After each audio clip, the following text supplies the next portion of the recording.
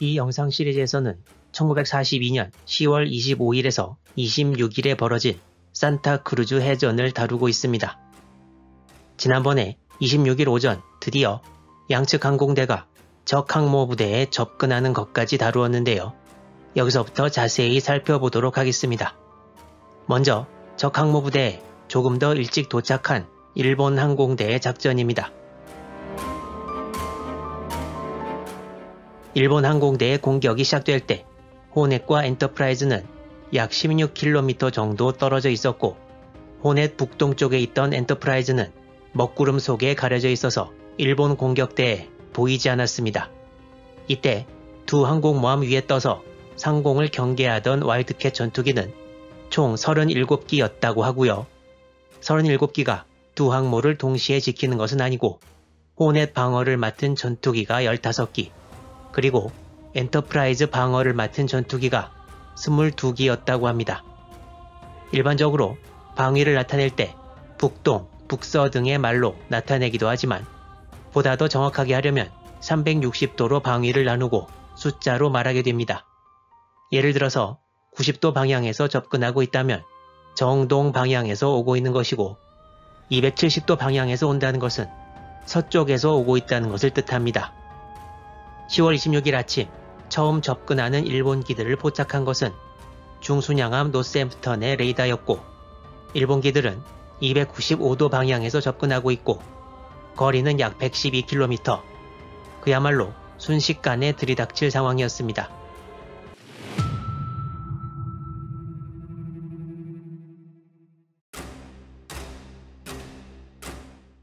지난 영상에서 항모 호위를 맡은 와일드캣 전투기들의 고도 관련 착오에 대해 언급했는데요.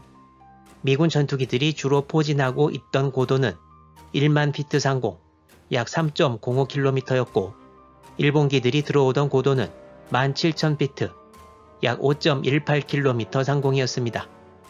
일본기들이 모습을 나타내고 거리가 가까워지자 호넷 호위기, 와일드캣 15기 중 일찍 상승을 시작한 8기만 일본 공격대를 제대로 상대하게 되고, 호넷 호위대의 나머지 7기, 그리고 멀리 떨어져 있던 엔터프라이즈 상공의 호위기들은 일본 공격대의 첫 번째 타겟이 된 호넷을 방어하는데 큰 도움을 주지 못하는 상황이 되고 맙니다. 이제 일본기들이 다가오고 호넷 호위기 간의 공중전이 시작되었습니다. 이전에 소개한 무라타 시게하루 소좌가 지휘하는 쇼카쿠 뇌격기 20기와 호위 제로기 4기 앞에 호넷 와일드캣 8기가 출현합니다. 뇌격기는 아무래도 전투기보다 상당히 느리기 때문에 무라타 소좌는 휘하편대를 갈라서 뇌격기 11기와 제로기 4기를 데리고 남쪽 방향으로 가고, 나머지 뇌격기 9기는 북쪽을 향해 비행하게 합니다. 미군기들은 뇌격기들을 따라가지 않지만 그 앞에 즈이카쿠 급강화 폭격기 21기가 나타났습니다. 즈이카쿠 폭격대의 지휘관은 타카하시 사다무 대위, 이 폭격대는 즈이카쿠 제로기 8기가 호위했는데 이 8기의 지휘관은 시라네 아야오 대위가 맡았습니다. 이 제로기들은 폭격기들의 상공에서 뒤로 좀 떨어져 있었고, 이 사이에 와일드캣 전투기들은 일본 폭격기를 공격합니다. 원래 이 일본 1파 공격대를 호위하던 제로기는 21기였는데요. 지난번에 언급한 대로 즈이호에서 출격한 9기가 일본 함대 쪽으로 가던 미군기를 공격하느라 전열에서 빠지는 바람에 이 공격대의 호위 제로기는 12기만 남았습니다. 일본으로서는 좀 아쉬운 상황이었습니다. 이 공중전은 호넷에서 약 24km 떨어진 곳에서 벌어졌으며, 호넷에서도 멀리서 공중전이 벌어지고 있다는 것을 볼 수 있었습니다. 이 즈이카쿠 폭격기 21기는 7기씩 앞뒤로 줄지어 있었는데요. 햇슬 대위의 와일드캣 편대 중 4대가 공격을 개시하면서 선두에 있던 편대장인 다카하시 대위의 99식 함상 폭격기가 방향타에 큰 손상을 입었고, 다른 99함폭 1기도 큰 손상을 입고 대열에서 이탈하는 사이 와일드캣 1기도 격추당합니다. 잠시 후 호넷 와일드캣 8기 중 로버트 린드 대위 휘하에 나머지 4기가 후방 공격을 개시했습니다. 그렇지만 이때 시란의 아야오의 즈이카쿠 제로기 편대가 전투에 참가해 난전이 벌어집니다. 이 전투에서 일본군 991폭 3대가 격추되고 3대가 큰 손상을 입었으며 와일드캣 전투기는 8대 중 3대가 격추되었습니다. 99식 한 폭도 세정에 7.7mm 기관총이 있었고 공중전이 어느 정도 가능했기 때문에 호넷의 와일드캣 8기는 수적인 열세에도 불구하고 어느 정도 선전한 셈이었다고 볼 수 있습니다. 즈이카쿠 급강화 폭격기 21기 중 중간에 위치한 7기만 제대로 진영을 이룬 채 공격 가능했습니다. 즈이카쿠 급강화 폭격기 7기가 진영을 이루어 호넷으로 다가오고 있을 무렵 호넷 와일드캣 호위대의 나머지 7기가 이 폭격기들을 요격하기 위해 뒤에서 나타납니다.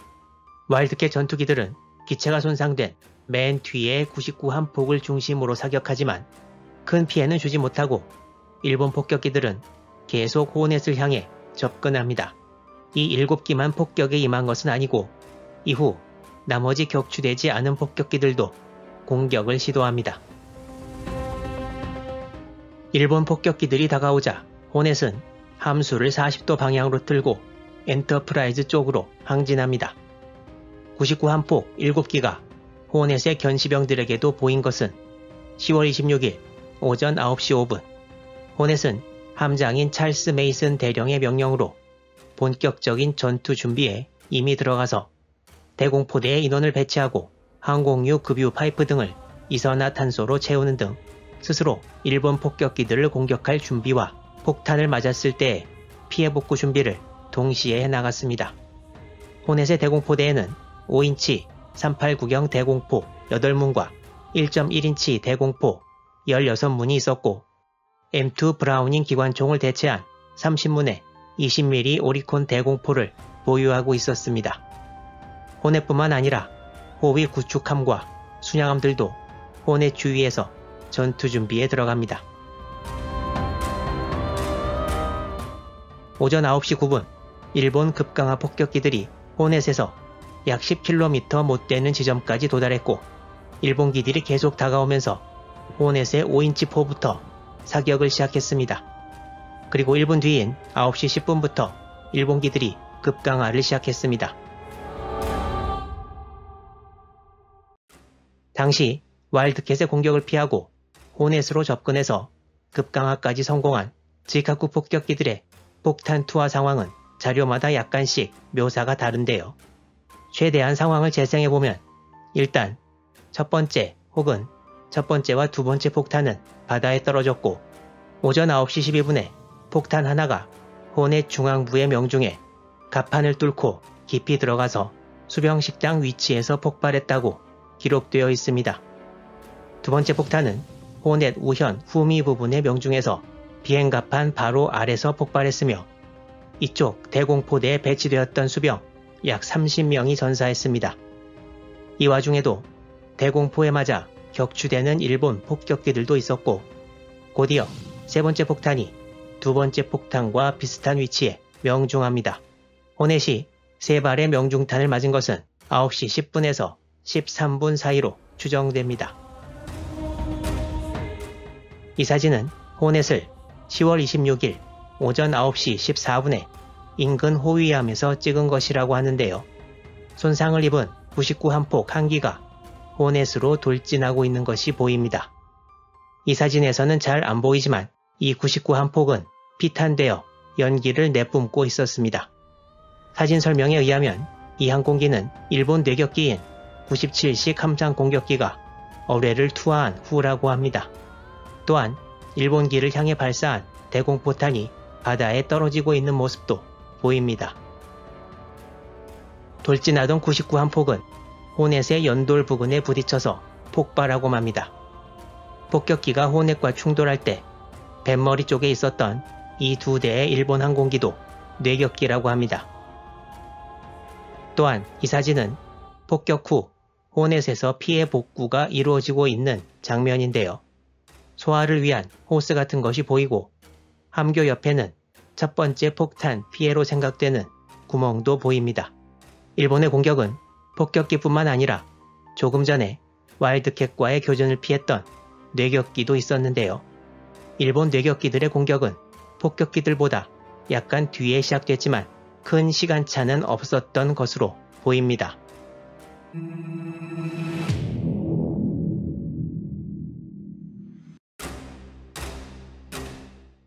방금 보셨던 충돌 사진에서 1분이 지난 오전 9시 15분경 호넷의 두 발의 어뢰가 우현 쪽, 하나는 엔진룸 부근에 명중합니다. 또한 폭격기 한 대가 호넷의 뒤에서 접근해 대공포에 맞은 후 180도로 돌아 함수 부근에 충돌하기도 했습니다. 호넷은 이 어뢰 공격으로 전체 함의 동력을 잃어버리고 맙니다. 이 와중에도 미군의 대공포하로 일본군 뇌격대도 여러 대가 격추되어 극심한 피해를 입었습니다. 이후 공격을 개시한 일본군 뇌격기들과 폭격기들도 전투가 벌어진 동안 엔터프라이즈에서 날아온 와일드캣 전투기들과 호위함들의 대공포하로 어뢰 투하 순간을 맞추지 못하는 등 크게 방해받았고 많은 수가 격추되었습니다.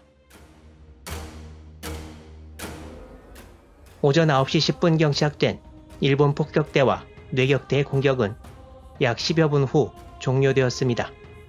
호넷은 폭탄 3발과 어뢰 2발을 맞고 모든 동력을 잃고 키도 손상을 입어 고정되어 버렸습니다. 일본 측의 피해도 막심했습니다. 일본 측은 오전 공격에서 폭격기 21기, 뇌격기 20기, 전투기 12기가 호넷을 공격했고 폭격기 21기 중 17기를 잃었습니다. 또한 뇌격기 20기 중 16기를 잃었고 전투기 12기 중 5기를 잃었습니다. 일본은 총 53기의 항공기 중 38기를 잃어 70%가 넘는 손실률을 기록했습니다. 손실된 38기 중 14기는 일단 전장을 떠났다가 돌아가는 길에 추락하거나 불시착했습니다. 그리고 당시 일본 해군의 에이스로서 세계 최고 수준의 뇌격기 공격수였던 무라타 시게하루 소자도 전사했습니다. 일본은 그야말로 항공대를 탈탈 털어넣어 호넷을 기동 불능시키는데 성공했는데요.